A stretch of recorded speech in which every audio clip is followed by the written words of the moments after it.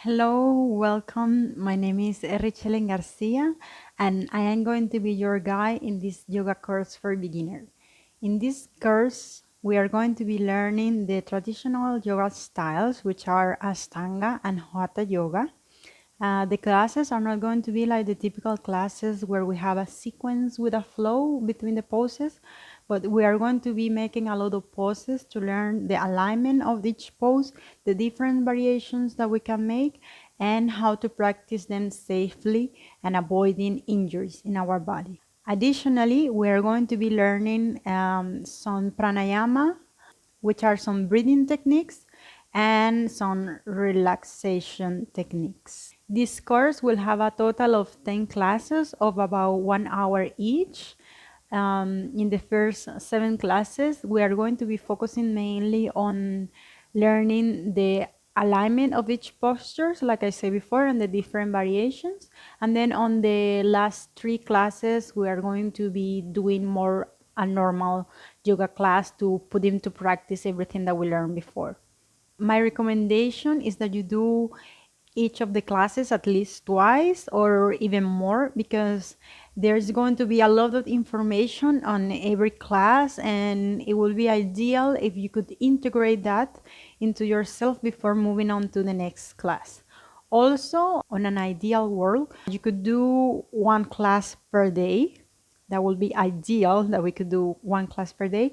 But since not everyone has the time, maybe you can do only twice a week your yoga class. It depends on you, on what is more convenient for you, how many classes you want to do per week.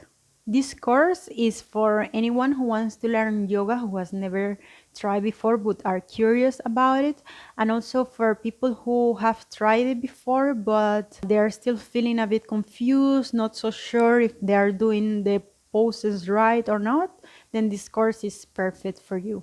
At the end of the course, you will be able to follow any beginners classes and even intermediate classes, knowing exactly what you are doing and practicing in a safe way, avoiding injuries if you follow the rules. In this class today, we are not going to be doing asana, which is the practice on the mat. Today, I want to focus on talking a little bit about the background of yoga. What is this yoga that we are starting to do now? And also, I would like to talk about the guidelines, the things that we have to keep in mind when we are practicing yoga. And finally, what we are going to actually be practicing today is the breathing technique, Ujjayi breath, that we use when we are practicing yoga. So now before we start, I would like to talk about our sitting posture, because in most of the classes, or all of the classes, we are going to be starting by sitting to center ourselves, and also at the end of the class we are going to be sitting for a few minutes. So it's important that we do it right. In Sanskrit, the name of the sitting posture, like this with our legs crossed, is named Sukhasana, or easy pose. So when we are in this posture, we can keep our right leg in front of the left in front of the right. We can have the legs closer to our body or a bit further away from our body.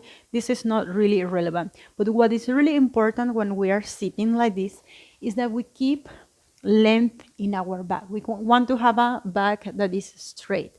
And for this, we are going to use a block or a cushion or a folded blanket or any other object that you can use for support. Because when we do this, then it's easier to keep the length in our back. When we are sitting directly on the floor, the tendency is that we are going to hunch. So we want to cultivate a good posture. So we use the support,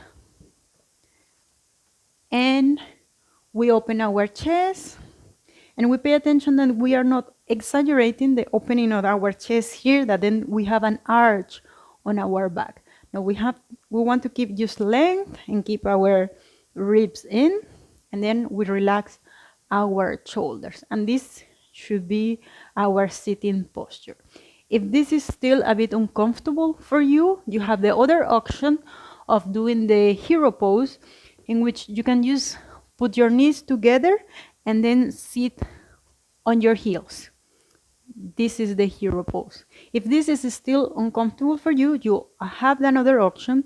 You can put the block or the blanket, the cushion, whatever you have for support in between your legs, and you can have the legs a bit more separate or closer together and sit like this if this is better for you. Once again, if you are sitting like this, you want to keep the length on your back. You don't want to be here hunching. You want to keep the length on your back. The chest is open, but not exaggerated, and your shoulders relax. And then you can put your hands on top of your legs.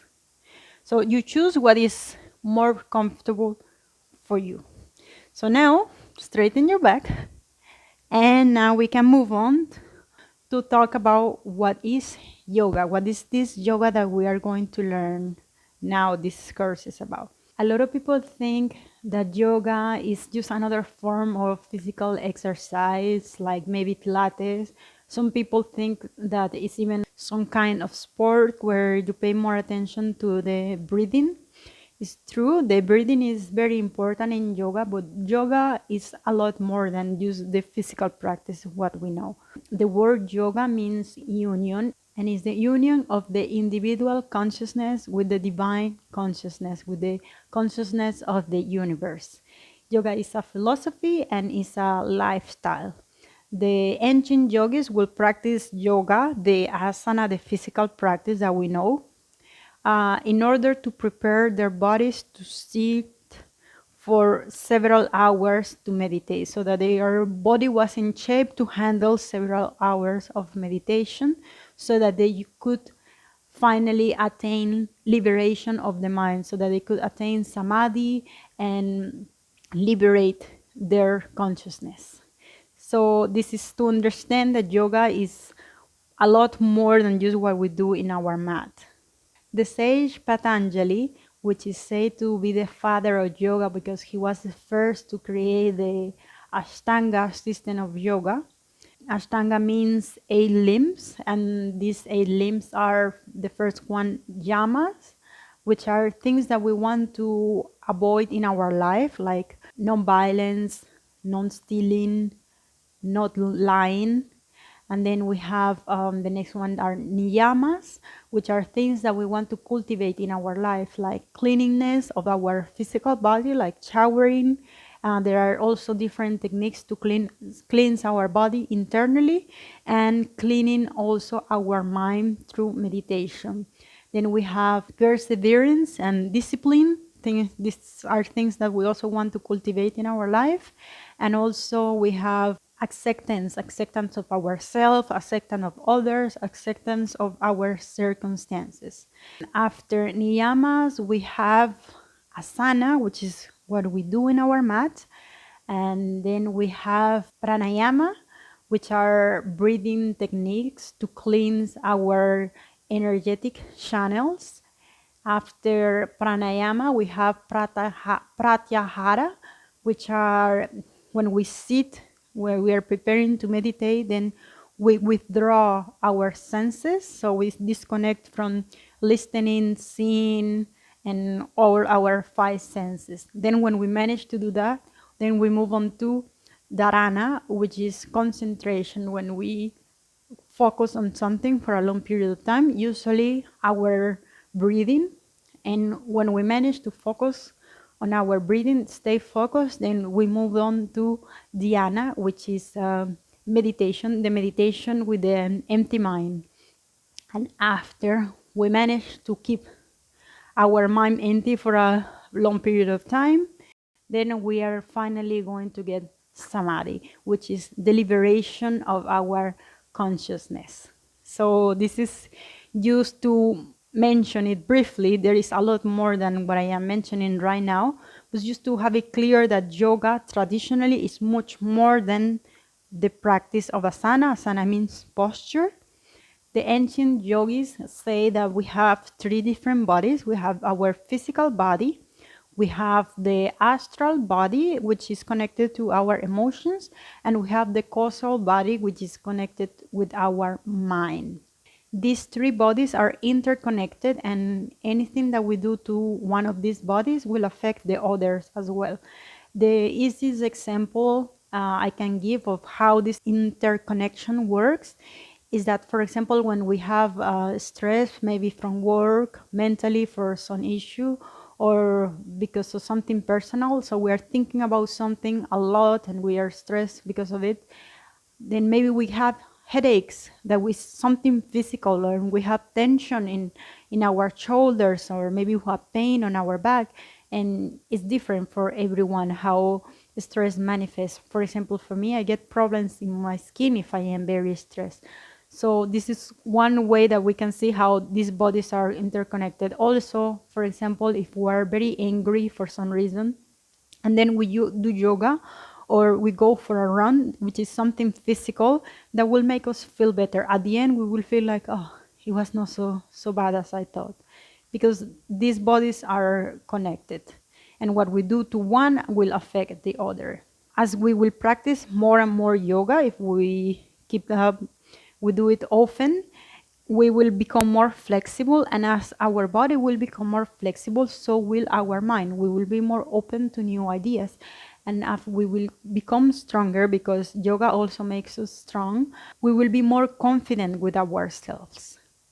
And like this, as we will be more aware of our body, because as we practice yoga, we start to be more connected with our anatomy, like, oh, my hip, my uh, collarbones, my sacrum, this, then this will also be applied in our life. We start observing like, oh, sometimes I say these things, or sometimes I do these things that we do unconsciously. So we might end up also making changes in our life. So this is like a very simple practice. We go like, oh, maybe I want to do yoga because I want to stay in shape. Then we have all these things happening because everything is connected. Also, it can happen that when we are practicing yoga, some emotions might come up that are stored in our body. Like it happens when we start opening our heart, our chest.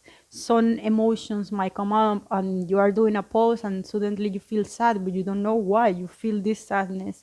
It's just that an emotion is being released. Some people might feel anger and other emotions while practicing yoga. So if this happens to you, just know that this is totally normal. It happens a lot to people when practicing yoga. Now, yoga also have a lot of health benefits. When we are practicing yoga often, we also have better circulation, we will have a stronger immune system, our spine will be healthier, we will have better posture, we will be more flexible, of course, we will be stronger. And this is you to mention a few of the benefits that yoga has. At the beginning, I mentioned that we are going to be learning about Hatha and Ashtanga yoga. Now I would like to mention the main differences in these yoga styles. In the philosophy, the main difference is, like I said before, Ashtanga yoga starts with yama, things that we should not do, and then niyamas, that are things that we want to cultivate in our life. In Hatha, we start directly with the asana, with the practice on the mat, and then when we get better at it, then we start practicing the yama and niyamas, the things that we should not do and the things that we want to cultivate in our life. And then in the practice, the main differences is that in Ashtanga yoga is like repeating always the same class, like doing the full traditional Ashtanga sequence will be like repeating the same class. There are three different series, the primary series, intermediate series, and advanced series. So if you are doing the primary series traditionally, it will last like maybe 1 hour and a half to complete the whole series, and it will be always the same. Nowadays, there are teachers doing Ashtanga with a modified practice. They don't do the full sequence.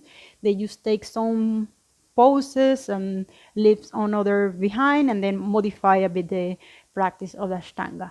While in Hatha, it's more flexible. There is not a fixed sequence that you do, but maybe you will start with the sitting postures, and then you do the standing postures, or might be the opposite.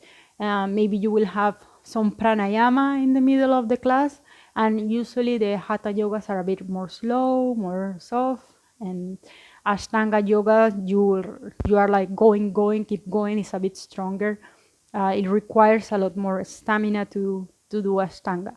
But if you don't have it and you practice, you keep going, for sure you will develop a lot of the stamina and energy for your body. In this course, we are not going to be doing the full Ashtanga series. We are just going to learn some of the main postures and as well for Hatha yoga. So the classes will be a mix of Ashtanga and Hatha yoga, which are the traditional yoga styles. Nowadays, there are many different yoga styles. There are Iyengar yoga style, Yin yoga style, and so aerial yoga style, and so on and so on. Now I would like to talk about the guidelines that we should keep in mind when we are practicing yoga. The first thing will be our anatomy, our body. So if we look at ourselves close in the mirror, we will notice that maybe one eyebrow is different from the other eyebrow. The right eye will be different of the left eye, and our right hand is different from the left one, and maybe our right side of our body is more strong than the left side of our body. Maybe we are more flexible on the left side than the right side, or the opposite. And I mention this because if we have so many differences in the same body, we are not 100% symmetrical. There are even more differences when we compare ourselves to other people. So some people have longer legs, some people have shorter legs, like me. Some people have longer torsos, some people have shorter torsos, and there are infinite variations that we can have within our bodies. And when we are starting, especially when we are starting to do yoga, we want to do a pose and look exactly the same as the teacher or as the other student or as the person we saw in the picture on Instagram. And unless we have exactly the same body as that person, we are not going to look exactly the same. So this is something that we have to keep in mind when we are practicing yoga. The poses are going to be adapted to our bodies. Another thing that is really important to keep in mind as well is that our body is always communicating with us, and pain is one message from our body that something is not right and that we should back off. So if we are doing a pose and if you feel pain in any part, then it means that you might have to do a different variation of that pose, that you have to modify it a little bit. And maybe if you still have pain, maybe try another time, like not put so much effort into it, because something is not right. And if you force your body to do something that is not right for you in the moment, then it's going to block itself, and then it's going to be harder to get to that point where you want to be. If, for example, my hand has the capacity of lifting only 1 kilo and I force it to lift 3 kilos, I am going to injure my hand, and then I won't be able to lift 1 kilo anymore. Maybe if I am lucky, I will be able to lift half a kilo, and then I will have to spend some recovery time to be able to lift again 1 kilo, and then a lot more time working on to be able to lift my goal, that is 3 kilos. So when we force our body to do something that is not ready to do in the moment, we are making that goal, we are pushing that goal further away. It's going to take us even longer because our body is always protecting itself. And when we force it to do something that is not ready to do, it's going to block itself. And through pain is one of the ways that, through an injury, is a way that is going to say, okay, stop. We are not going to do that thing anymore. So please be very mindful of your body and respect it. And this doesn't mean that we are going to confuse pain with discomfort, because many times some poses are just uncomfortable. Like it's not really painful, but it's just because we are making an effort, we feel uncomfortable while doing it. And that is fine. Discomfort is okay. Pain is not okay.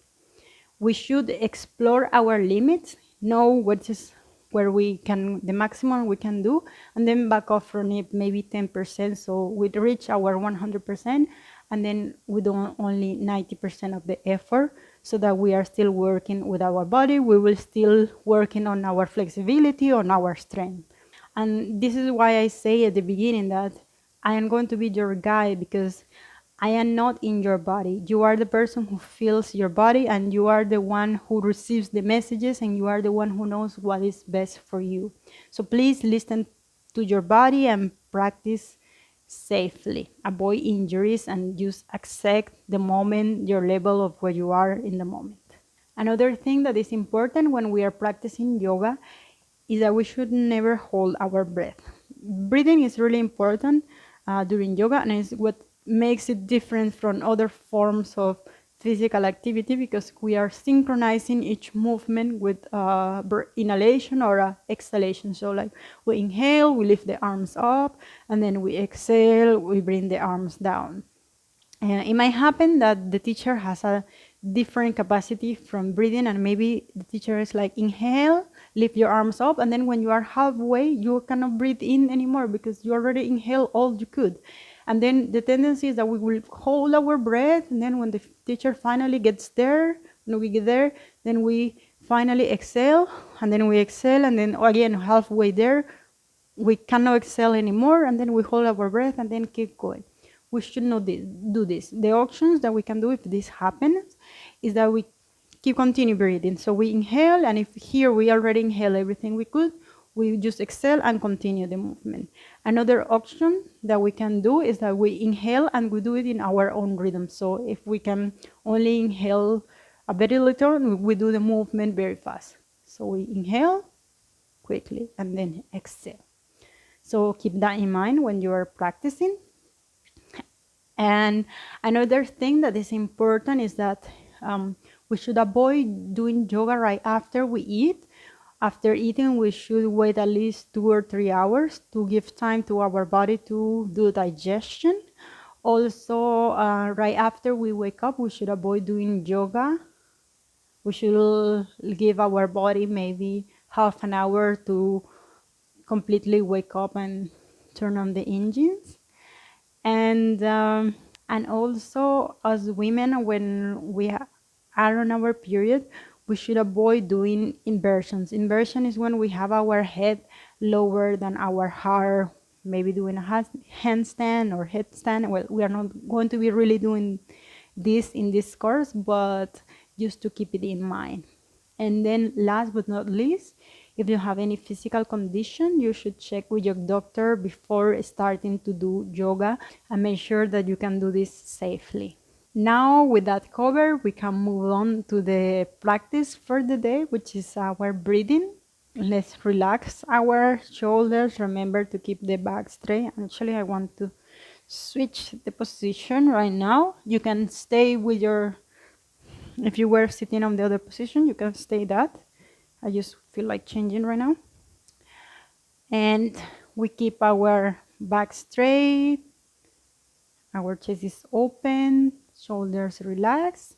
And now we are just going to close our eyes for one moment and observe our natural breathing. Don't try to change it, just observe.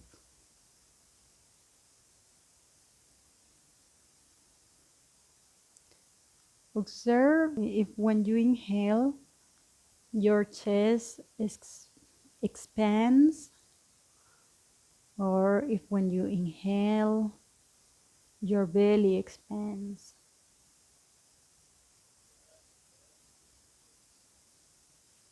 Just observe, don't try to change it, don't try to control it.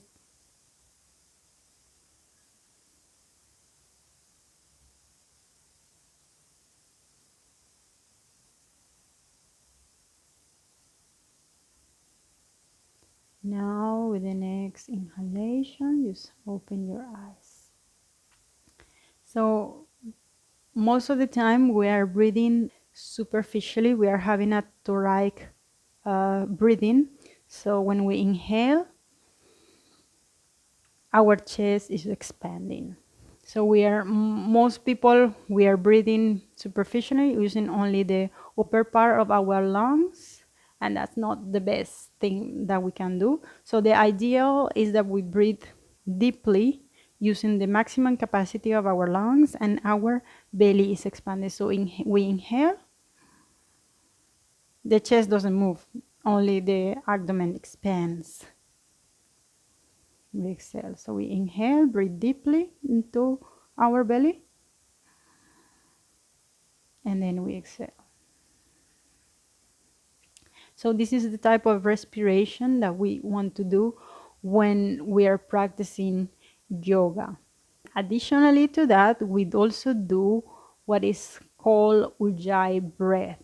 Ujjayi breath is a pranayama technique that will help us to stay focused in our practice and will also support us with energy that we will need to do the whole practice.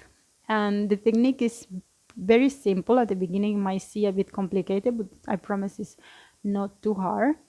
Uh, we are going to be contracting the top of our throat and make a light sound as we inhale and as we exhale. The easiest way to explain this is to pretend that we are going to fog a glass. So we inhale deeply into our belly and then we exhale. We do like this. So we want to do this but with our nose. So we inhale deeply into our belly and then we exhale. So we want to do this also in the inhalation as if we have something internally that we want to fog. So we inhale and then exhale. Inhale deeply towards your belly and then exhale. Inhale deeply towards your belly and then exhale. Watch out that you are not making the sound too exaggerated, like that your neighbor can hear you. The sound should be soft. This is also called the ocean breathing because it sounds a bit like the waves in the sea. So it should be a bit soft and that you can only listen to it. So let's give it a try now with our eyes closed. So we inhale towards our belly and then we exhale. Inhale, exhale. Inhale, exhale. Inhale, exhale. Inhale, exhale. Now, just go back to the natural breathing. Keep your eyes closed. Let go of the sound.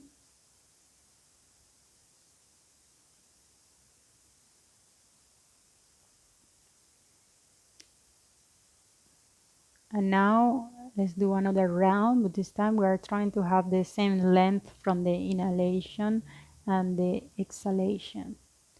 So, inhale deeply towards your belly. 2, 3, 4. Exhale. 2, 3, 4. Inhale. 2, 3, 4. Exhale. 2, 3, 4. Inhale. 2, 3, 4. Exhale. 2, 3, 4. Inhale. 2, 3, 4. Exhale. 2, 3, 4. Inhale. 2, 3, 4, 5. Exhale. 2, 3, 4, 5. Inhale. 2, 3, 4, 5. Exhale. 2, 3, 4, 5. Now just let go. Go back to breathing naturally.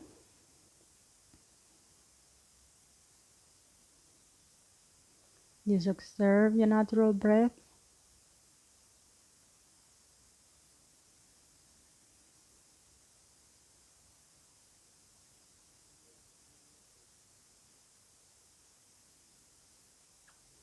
And now I would like for you to think about your intention for doing this yoga course?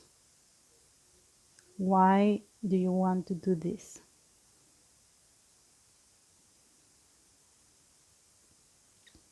It's important to have our intentions clear whenever we start to do something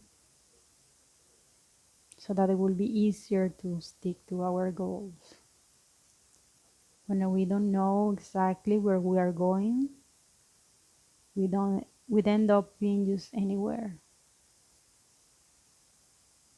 So it's always good to know what we want.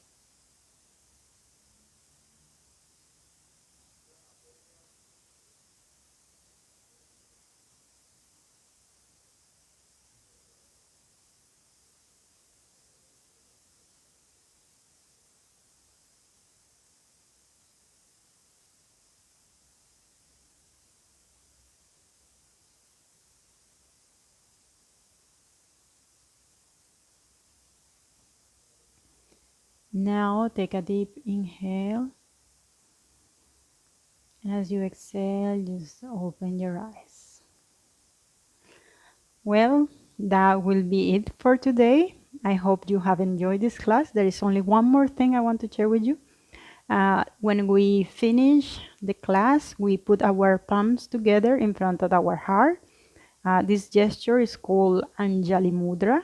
Mudras are hand gestures. And we bow our head towards our heart and we say Namaste. Namaste means I honor the divine light in you that is also in me. And from that place, we are one. So when we say Namaste, we are honoring the person in front of us. So I really hope you enjoy this class, that now you are motivated to do the whole course. And I really hope to see you for the next one. I am looking forward to your comments, and thank you and namaste.